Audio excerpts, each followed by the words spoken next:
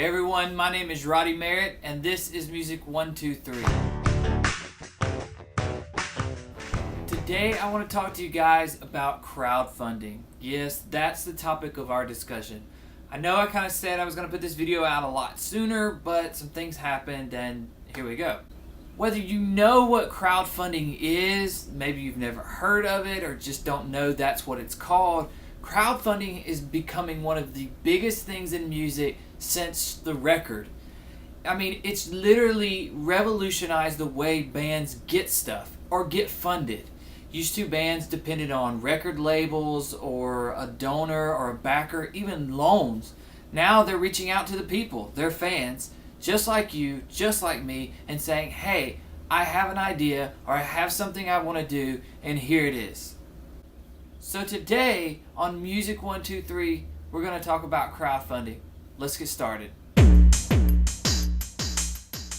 First, let's talk about what is crowdfunding. Basically, crowdfunding is skipping the bank and the loan process and just going out there and kind of making things happen on your own through ways of the internet and social media. First, let's talk about the four main types of crowdfunding. You have donations, you have the pre-order process, you have the reward system, and then you have a new one, which is investing. The donation system has been kind of headlined by a company called GoFundMe, which you can find their description and a link to their page down below. Basically, this is for anyone who just needs a donation, and it's for different things. You see a lot of religious organizations, churches, Boy Scout, Girl Scout troops, and even individuals who just might have had an accident or emergency surgery or anything like that that they just need help with. The second type of crowdfunding, and probably one of the most popular, if not the most popular, is the pre-order system. This is the one that musicians have clung to for dear life, and it's been spearheaded by a company called Kickstarter. Kickstarter started out as a crowdfunding organization. That's how they got started. They set up their own crowdfunding to get started.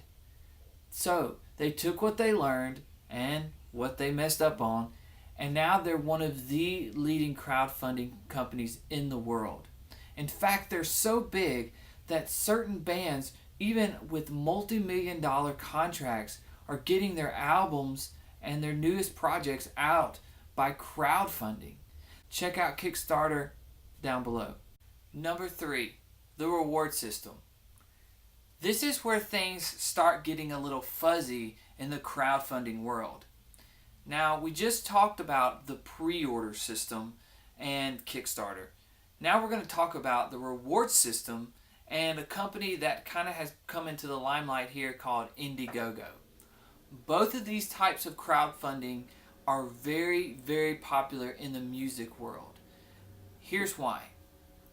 Bands can choose to take two routes, either with the pre-order system or they go with a reward system. What's the difference? It's kind of hard to tell. Over on the pre-order side, you have a way that you can go about funding the project and then giving to people. Basically, you're saying, if we do this, then I will.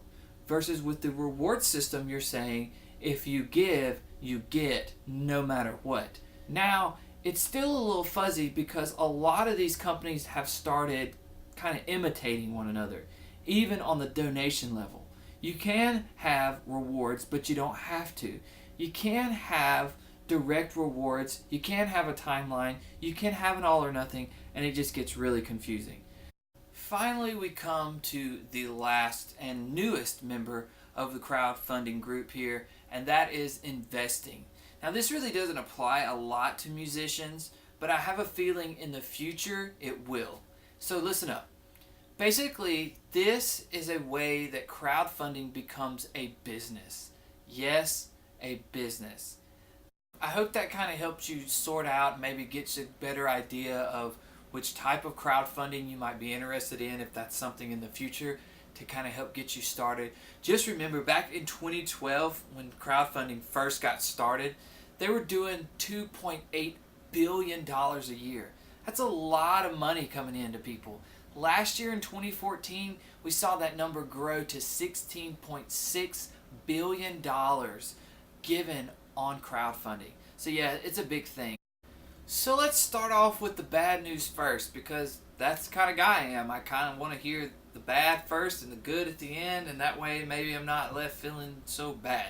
Anyway, like I said, the great thing about crowdfunding is everyone's doing it. The bad thing about crowdfunding is everyone's doing it, especially in the music world. So just remember, if you're going to get into crowdfunding, you're going to be, just like anywhere else in the music world, a very, very small fish in a very large pond. So just remember, going into it, a lot of people are doing it, you got a lot of competition, but it's still a great, great tool for musicians out there. You also have this huge, big fear of failure when it comes to crowdfunding. I mean, you're looking at a big number to you. Obviously, it wouldn't be on a crowdfunding site if you could do it. And you see this time frame. Every crowdfund comes with a time frame. Whether you set a limit or you don't, there's always a deadline for what you need your thing for. And so you see a lot of people stress and worry about making that deadline. And then, yeah, we talked about these billions of dollars raised on crowdfunding. There's also been millions and billions of dollars not raised because campaigns just fail. And so you have this anxiety that comes along with crowdfunding. So that's my number 2 bad thing that you just really have to watch out for. My third problem that I have with crowdfunding, or kind of the bad side of it, is the fact that, well, it looks a lot like begging. You're going to get that. I was in a band and we did a crowdfunding effort, and basically some of my guys in the band kind of felt like we were begging. And yeah, it can feel like that. You have to be really careful that you don't come across as a beggar.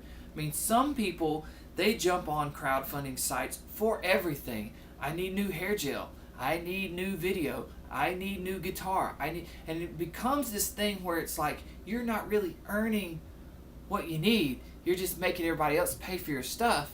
And to be honest, it gives no sense of worth. So just be real careful that you don't become the band, the artist, the musician who's always begging for stuff.